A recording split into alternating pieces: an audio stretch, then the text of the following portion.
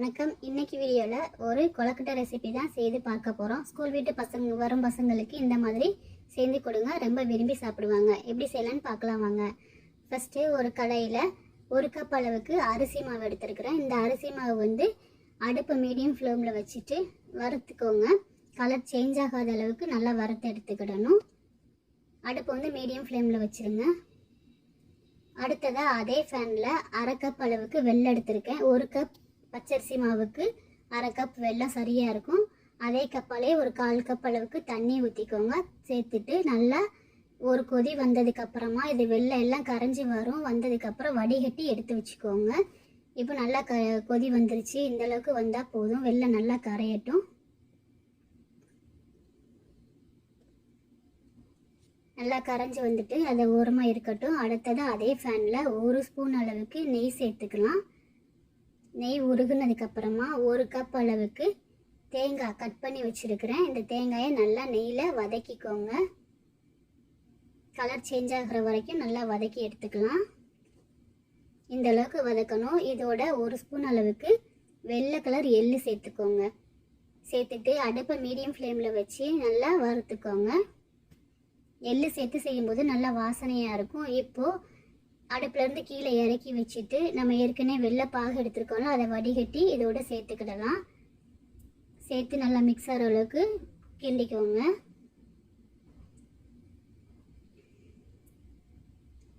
இப்போது இதோட 1 ஸ்பூன் அளவுக்கு நெய் சேர்த்துக்கலாம். நெய் சேர்த்து செய்யும்போது ரொம்பவே வாசமாக இருக்கும். இதோட 1 பிஞ்ச் அளவுக்கு உப்பு சேர்த்துட்டு நல்லா கிளறி கொடுத்துக்கலாம். அடுத்ததாக நம்ம ஏற்கனவே வறுத்து எடுத்து வச்சுருக்கோம் இல்லையா, 1 கப் அளவுக்கு அரிசி மாவு, அதையும் உள்ளே சேர்த்துக்கலாம். சேர்த்துட்டு நல்லா கிளறி கொடுங்க.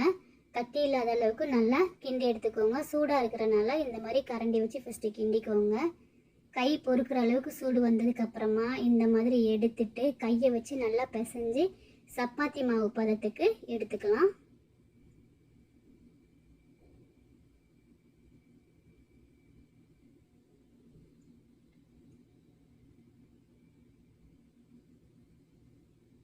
இப்போ இந்த அளவுக்கு பிசைஞ்சு எடுத்தாச்சு. ஒரு சப்பாத்திக்கு பிசைவோம் இல்லையா, அந்த அளவுக்கு பிசைஞ்சு எடுத்துக்கலாம். இப்போ நான் இதை வேறு பாத்திரத்தில் மாற்றிட்டு நல்லா பிசைஞ்சு எடுத்துக்கிறேன்.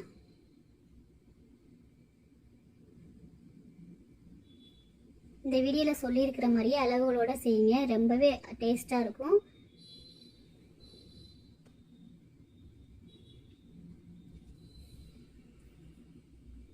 இப்போ அடுத்ததாக நமக்கு வேணுங்கிற ஷேப்பில் இந்த கொழுக்கட்டை உருட்டி எடுத்துக்கலாம்.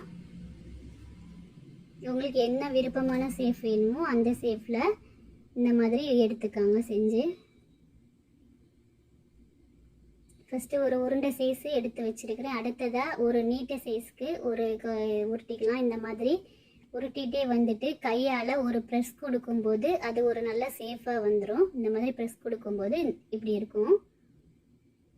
இந்த கொழுக்கட்டையோட டேஸ்ட்டு ரொம்பவே டேஸ்ட்டாக இருக்கும். செஞ்சு சாப்பிட்டு பாருங்கள். இதே மாதிரி இதே அளவுகளோட செஞ்சு சாப்பிட்டு பாருங்கள். பசங்களுக்கு ரொம்பவே பிடிக்கும், விரும்பி சாப்பிடுவாங்க. இது செய்கிறதுக்கு 10 நிமிஷம் தாங்க ஆகும், ரொம்ப டைம்லாம் ஆகாது. 10 நிமிஷத்தில் சட்டுன்னு ஈஸியாக செய்யக்கூடிய ஒரு ரெசிபி தான் இது. இந்த மாதிரி எல்லாத்தையுமே செஞ்சு எடுத்துக்கிடலாம்.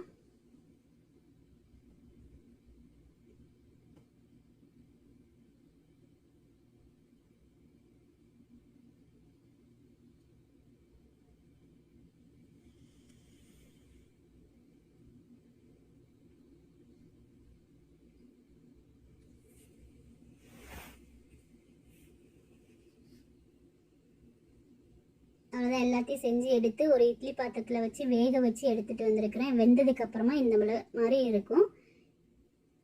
ரொம்பவே சாஃப்டான ஒரு கொழுக்கட்டை தாங்க இது. இதே மாதிரி செய்து பாருங்கள்.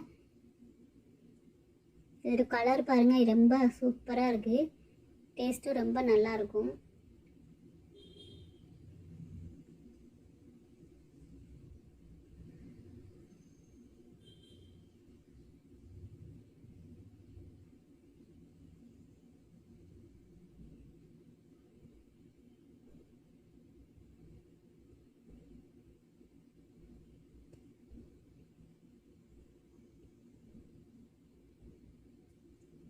அவ்வளோதாங்க, சாஃப்டான கொழுக்கட்டை ரெடி.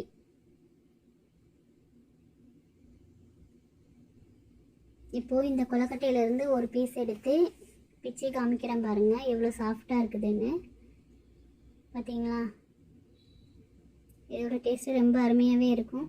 இந்த வீடியோ உங்களுக்கு பிடிச்சிருந்தா லைக் பண்ணுங்கள், ஷேர் பண்ணுங்கள், சப்ஸ்கிரைப் பண்ணுங்கள். நன்றி.